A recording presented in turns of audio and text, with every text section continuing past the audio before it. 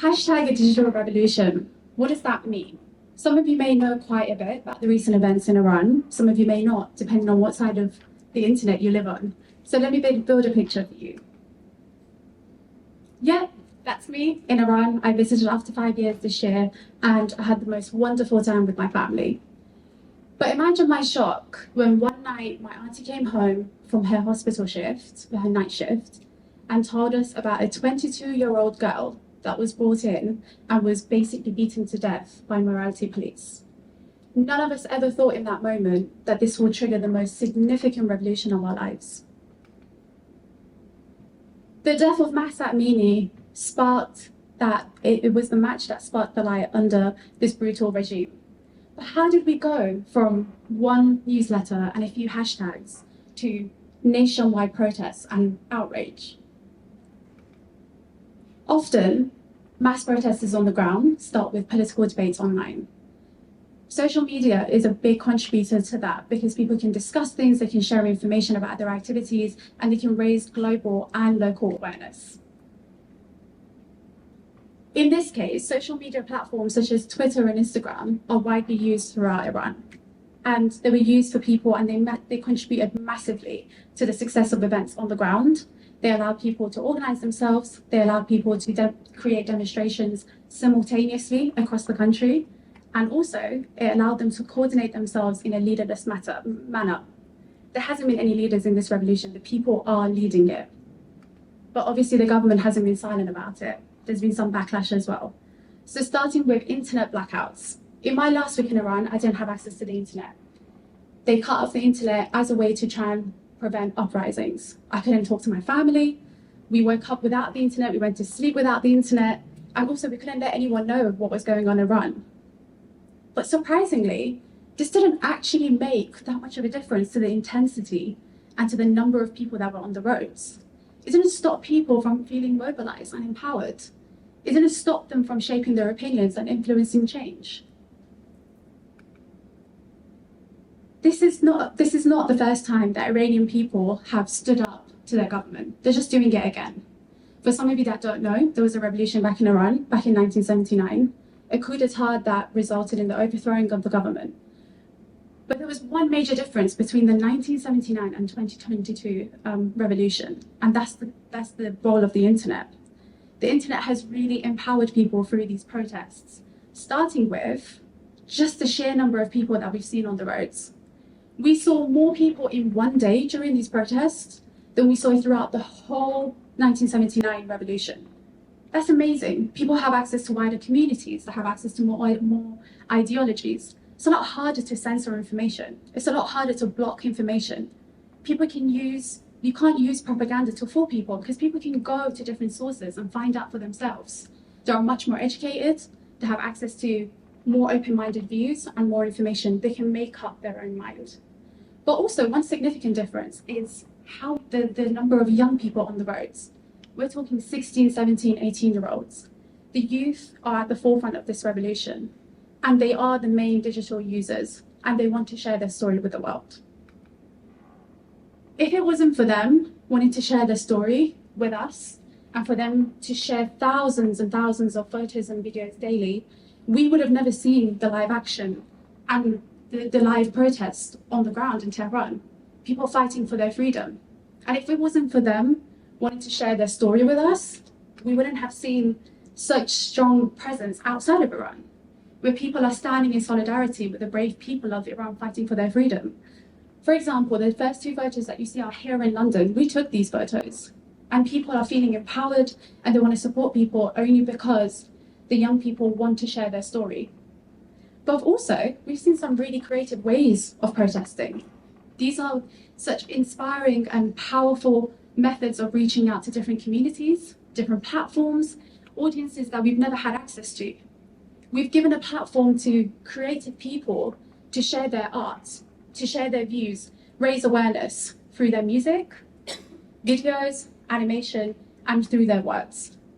We've created a platform for them to be able to reach out to more people than we ever have before. And they've done so by sharing their art through some of the viral hashtags that went online. Starting with Mahsa Amini and quite a few other ones that we've seen. These hashtags exceeded 300 million counts. 300, that's a lot. This is amongst one of the most influential online movements that we've seen, such as Black Lives Matter, which created real and long-lasting change. And this is only across one platform. Imagine the reach that we've had across all platforms. And imagine the international support that this has brought about. We've seen support from world leaders. We've seen it from celebrities, news outlets, religious establishments. And it's because of that support and because of that pressure that we felt online that a lot of countries felt like that they should ban this brutal regime. But this is not the first time that we've seen social media play such a big role in a revolution and become such an enabler. Social platforms played a massive role in the Arab Spring, which were a series of anti-government protests that broke out throughout the Arab nations back in 2010. The most significant one being the Egyptian revolution that started with one Facebook group that an accidental activist, much like us, created, and he started the end of an oppressive Egyptian regime. Also, similarly, in Ukraine, one Facebook post sparked such unprecedented uprisings that went on for 3 months, also referred to as the Euromaidan Revolution, went on for 3 months, involved thousands of people, and it toppled the Ukrainian government, the Ukrainian president. So we've seen the impact that social media has had. We've seen the change that it's brought about. Social platforms have had such a big part in the rapid disintegration of a lot of governments. And it's because we've created a space where people can share the news and share information when normal outlets, media outlets, have either failed to cover it correctly or just haven't been able to do it fast enough. And Twitter has been the most powerful tool of them all. Twitter is so different in terms of how we use it for activism, because how activists communicate and aggregate information through Twitter, it's really different, and it allows people to communicate with each other globally. It's really changed the dynamics and the traditional dynamics between authorities and the general public. It's allowed the powerless to collaborate, to coordinate, and give voice to their concerns. But obviously this hasn't gone without backlash from the Iranian government. As I said, I was impacted by the internet blackouts. They started off by cutting off the internet, shutting down service providers so people can't communicate with each other. They also started blocking off social media platforms. Obviously, Instagram and Twitter were the first to go. And also, they started filtering websites. And during this time, they decided to test out this technology of creating a national intranet so people can only access what they want you to see, not communicate with the rest of the world. But it hasn't been all bad. There's been some victories as well. So the hacktivist group Anonymous, I'm sure a lot of people know about them, they have definitely caused trouble in the past, focused their cyber activities on Iran this time round. They claim to block certain state accounts. They released information about Iran's nuclear program, which is a massive threat to the government. And also, they released information about past protests and killing of civilians in past protests. But this also gave rise to some really interesting internal resistance. It empowered some of the hackers within Iran to actually hack the national TV, which sends such a powerful and clear message to the government that we are empowered and we are in control. I would honestly hate to be this guy because I know for a fact he got fired after this. But you know what? It hasn't been easy. People's IP addresses can be used for them to trace their identity, find out where people live. It's resulted in arrests, it's resulted in threats against their family, and sometimes it's been fatal. They've even tried to sort of control usage. There was a time that you could use VPNs to access stuff. That didn't work towards the end, and it doesn't work now. And also, this has created a lot of financial loss for businesses that are predominantly set online. So why am I banging on about this? Why is this such a big deal to me? Since my time spent in Iran, I started thinking about our own supposedly free society and how we use our platforms and how it's impacting our lives. More information supposedly means less oppression. We know more about the world than we ever have before. But what are we doing with that privilege and that freedom? But do we actually have freedom? Data is growing exponentially. We've known more about people than we ever have before, but we don't quite know what to do with it. All we're doing is using it for marketing and just selling stuff to people that don't need. I think we really need to start thinking about how our data is being used and is being managed. And then we also need to focus on more unbiased and ethical algorithms, because these are actually impacting people's day-to-day life. These are impacting people's decisions.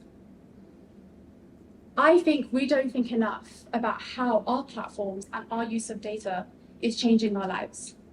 We should be using data for free expression, for changing, for bringing about change, for influencing people's lives more positively and just influencing humanity in a more positive way. Not to pigeonhole people into ideologies and ways of thinking or convincing them that if you don't live a certain way, then it's not good enough. We really need to start thinking about how it's impacting our lives daily.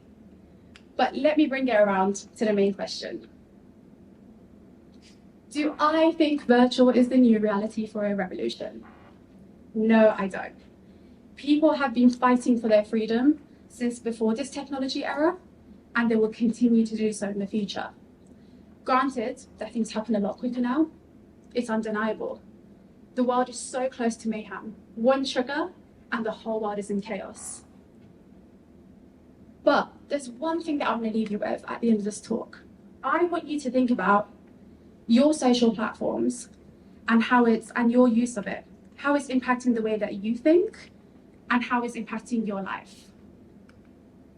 People in Iran are using their digital presence to free a nation from tyranny.